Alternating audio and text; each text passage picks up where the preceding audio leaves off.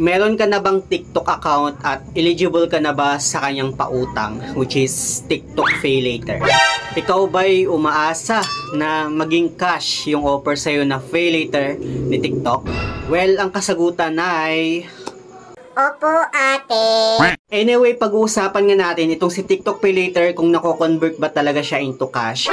Kasi alam ko naman na marami talaga sa atin naghahanap ng cash loan, pero meron tayong available na credit limit kay TikTok Pay Later na hindi natin magamit-gamit kasi nga exclusive lang talaga siya sa mga item na kung saan talaga natin pwedeng panggamitan nga itong Pay Later natin. Pero ako kaya nako-convert ko na kaya yung TikTok Pay Later ko into cash? Well, ang kasagutan dyan is yes, nako-convert ko na siya into cash. Pero guys, wait lang ha, panoorin nyo muna itong video natin para alam nyo at aware kayo kung paano ko nako-convert yung aking TikTok Pay Later into cash.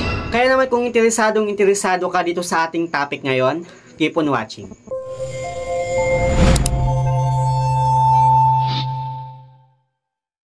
Hello guys, it's Ciel Mariano and welcome back to my YouTube channel.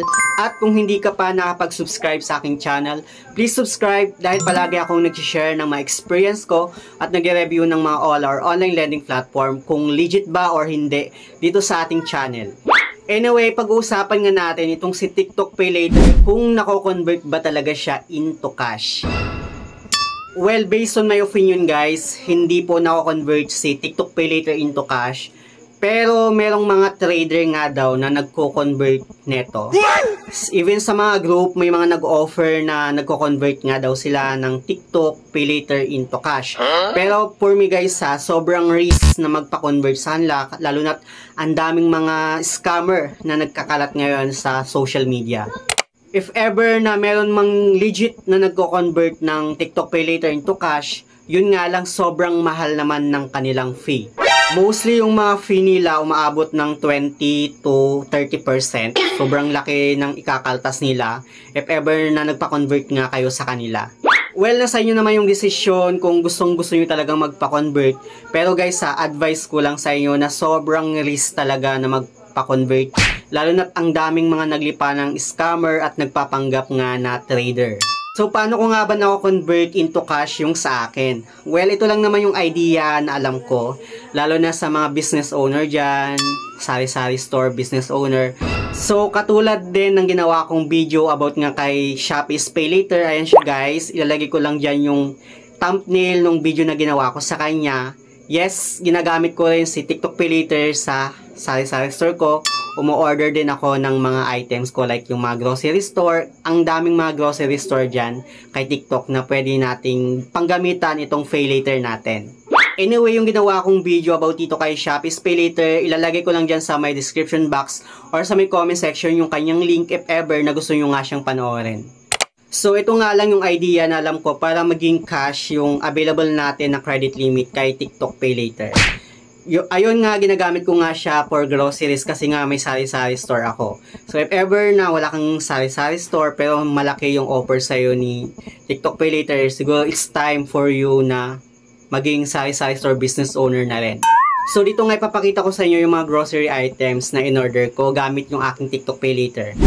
Katulad na lang ng Milo at legit yung shop na pinagbilhan ko. Sobrang tagal rin ng kanyang expiration. Hindi lang Milo, pati yung mga noodles, mga canned foods or yung mga dilata.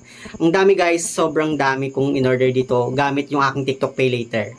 Pero bago kayo umorder ng mga grocery items, make it sure na legit yung shop and magaganda rin yung mga feedback ng mga customer. Anyway, isa sa mga nagustuhan ko dito kay TikTok Pay Later is sobrang baba ng kanyang monthly interest at nakakakuha din ako ng malaking discount at free shipping fee, lalo na kung nagla-live yung mga seller. So, yun yung paraan ko para maging cash yung aking TikTok Pay Later at nasa inyo naman kung ano yung magiging diskarte nyo rin. So, for me, para lang sa akin guys, mas prefer ko pa ito compared sa pagtitrade ko or pag magpapakonvert ako sa mga trader. Lalo't sobrang risk talaga na magpa-convert kasi ang dami talaga mga naglipa ng mga scammer. So, kanya-kanyang diskarte na lang kung paano natin gawing cash yung ating TikTok Pay Later. Pero hoping 'di ba na soon sana pwede na nating ma-convert nga into cash yung ating TikTok Pay Later or sana mag-offer na rin ng cash loan itong si TikTok. Anyway, dahil sa idea ko na to, shinare ko ito sa kaibigan ko na may sari-sari store din na naghahanap talaga siya ng mautangan. Pandagdag puhunan niya sa kanyang tindahan. So, ang ginawa ko, shinare ko nga ito sa kanya at meron siyang TikTok Pay Later na available, even Shopee Pay Later. Ginamit niya na lang yung mga credit limit niya doon para pangdagdag na nga sa grocery niya. So, yun lang naman yung gusto kong i-share about ito kay TikTok Pay Later. Sana meron kayong natutunan. Anyway, sa mga hindi pa pala nakapag-subscribe sa aking YouTube channel, please don't forget to like, share, subscribe. Click the notification bell para lagi kang updated sa aking mga susunod na video. Thank you guys, thank you for watching and see you on my next video. Bye!